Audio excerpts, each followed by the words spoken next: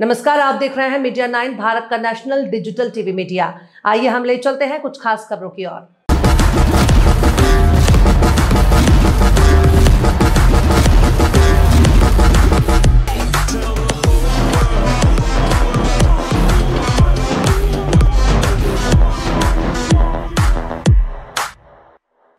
नवी मुंबई अंतर्राष्ट्रीय हवाई अड्डे का नामकरण दीबा पाटिल साहब प्रकल्पग्रस्तों के सम्मान में दीबा पाटिल इंटरनेशनल एयरपोर्ट के रूप में किए जाने के लिए पिछले कई वर्षों से जारी संघर्ष में अचानक खासदार सुरेश उर्फ बाल या मामा महात्रे की घुसपैठ ने हलचल मचा दी है। इस पर प्रतिक्रिया व्यक्त करते हुए लोक नेता और पूर्व सांसद रामशेठ ठाकुर ने कहा कि ये लड़ाई पहले से ही चल रही थी। उस समय बालिया मामा महात्रे कहां थे?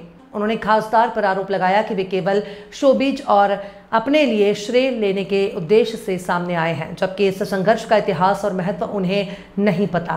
रामशेठ ठाकुर ने मुंबई में आयोजित एक पत्रकार वार्ता में स्पष्ट किया कि सुरेश महात्रे प्रकल्पग्रस्त समिति के सदस्य नहीं हैं और उनके पास समिति के कामकाज या निर्णय प्रक्रिया की कोई जानकारी नहीं है। वे केवल अपनी मनमर्जी से दिखावे के लिए कदम उठा रहे हैं। समिति के एक मुख्य निर्णय ही हमारी मार्गदर्शिका है और हम भूमिपुत्रों की इच्छा अनुसार आगे बढ़ेंगे। उन्होंने कहा कि उनके अनुसार दीबा पाटिल नवी मुंबई अंतर्राष्ट्रीय हवाई अड्डा नामकरण सर्वपक्षीय कृति समिति ने सन 2020 से इस प्रयास को लगातार आगे बढ़ाया। पिछले 5 वर्षों में समिति ने असंख्य आंदोलनों, मोर्चों, बैठकों और जन जागरण कार्यक्रमों के माध्यम से दीबा साहेब के नाम की पुष्टि के लिए व्यापक जन समर्थन जुटाया। पूर्व में शिवसेना प्रमुख स्वर्गीय बाला साहब ठाकरे के नाम का ठहराव हुआ था, जिस समिति ने संघर्ष करके बतलवाया।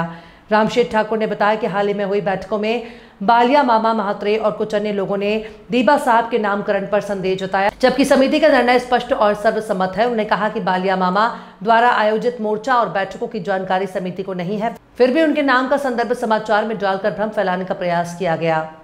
सुरेश मामा म्हात्रे पनवेल, उरण आणि नवंबीचा एरिया जो आहे तिथे त्यांना 10-20% तरी कोणी लोक मानतात का विचारा। हा एरिया तिथला जो आहे, मी भाजपचा आज कार्यकर्ता आहे। माझी खासदार जरी असलो कधी प्रशांत ठाकूरचे आमदार आहेत, महेश बालदी आमदार आहेत, पलीकडच्या बाजूला पेणला भाजपचा आमदार आहे, म्हणजे पनवेलवरून झालं पेणला पण रवी पाटील आमदार आहेत, इकडे बंदाताई म्हात्रे भाजपचेच आहेत, तिकडे गणेश नाईक भाजपचेच आहेत, म्हणजे त्या बाजूला सुद्धा कल्याण डोंबिवली गेला भाजपचेच आहेत। आम्ही सर्व इतक्या आहोत, सामोपचारानं सनदशीर मार्गानं सरकारकडे आम्ही मागणी करत आहोत। सरकारने आमची मागणी जवळजवळ मान्य केलेली आहे आणि अशा वेळेला हे तिसरा कोणतरी येऊन त्याचं श्रेय घेत असेल, आमच्या संघटनेला बदनाम करत असेल। यांच्या मीटिंगला कुणी संघटनेचा माणूस नव्हता अजिबात, अध्यक्ष नाही, उपाध्यक्ष नाही, कोण नाही। त्या मोर्चापुरत्याने बोललं तर काही लोक गेले असतील, एक ते म्हणजे भाजपच्या विरोधी असलेले काही गेले असतील, पण त्या दृष्टीनं हे आम्हाला बदनाम करण्याचं काम चालू केलंय, त्यांनी थांबवावं। आधी दिवाणचे नाव मगध विमानाचे उड्डाण अशा प्रकारचा कुठलाही ठराव प्रकल्पग्रस्त दीबा पाटील आंतरराष्ट्रीय संघटना जी आहे त्याचा कुठेही झालेला नाही। या खोट्या बातम्या देऊन हे ठरवताना रामशेठ ठाकूर त्या मीटिंगला हजर होते हे दाखवतात, अतिशय चुकीचं आहे। आणि त्याच्या मी पेपरवरनं फोन केले, त्यांनी दोन्ही पेपरला सांगितलं की चुकीनं झालं, आम्हाला आलेली बातमी आम्ही दिलेली आहे, आमचा तसा उद्देश नाही। मी त्यांना सांगितलंय की उद्याच्या पेपरामध्ये पहिल्या पानावर तुम्ही या पद्धतीचं मग जे पटलं असेल तुम्हाला सांगा, म्हणजे अशा पद्धतीनं ही बातमी काय आता यांनी केले चुकीचं खोडसाळपणाचं आहे।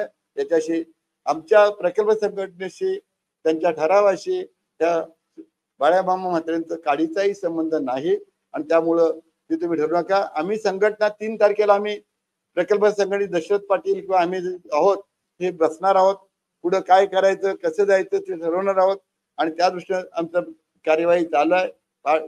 दीबा पाटलांचं नाव मिळालंच पाहिजे अशी आमची आग्रह भूमिका आहे, पण त्यात मीठ टाकण्याचा आणि बिघडवण्याचं काम जे बाळामामा म्हात्रे जे काम करतायत हे चुकीचं आहे, त्यांनी थांबवावं अशी मी त्यांना विनंती करतो। तुम्ही पत्रकार मित्रांनी म्हणजे आम्हाला फुकटचं याच्यामध्ये जे काय टाकून जाऊन आमचं नाव बदनाम करताय तर त्याविषयी योग्य ती माहिती समाजाला द्यावी ही विनंती करतो। बोला, तुम्हाला काय विचार बरं।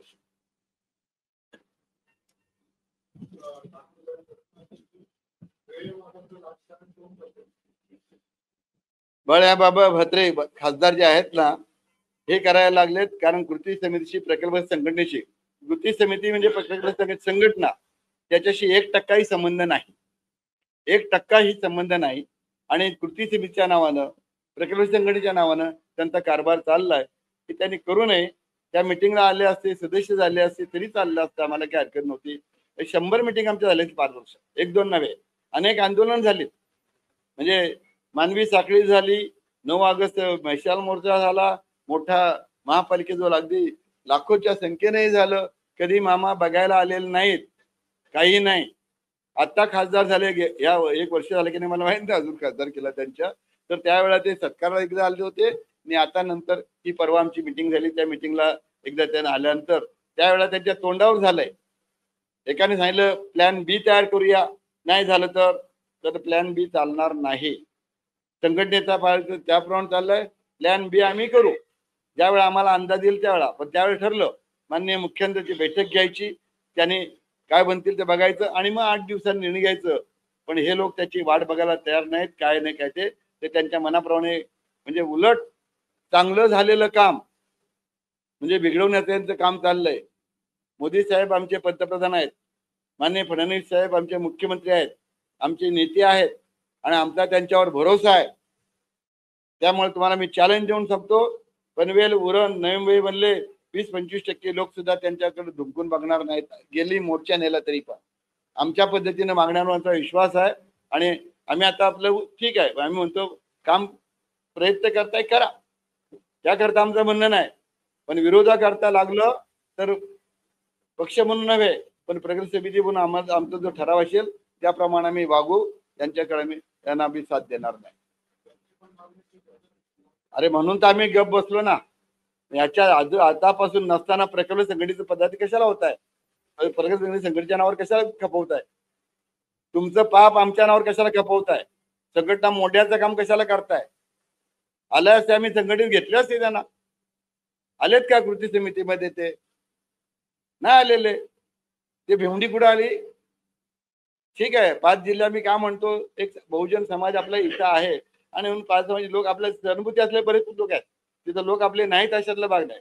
सहानुभूती असलेले, पाठिंबा असलेले आहेत. पण मार्ग मात्र टिळकांचा आणि आगरकरांचा मार्ग जो आहे की नाही, जहाल आणि मावाळ, तशा प्रकारे आमचं म्हणणं, आम्ही जहालपणा केलं पण आम्हाला आश्वासन मिळालं, आमचा विश्वास आहे आणि आम्हाला खात्री आहे काही होणार.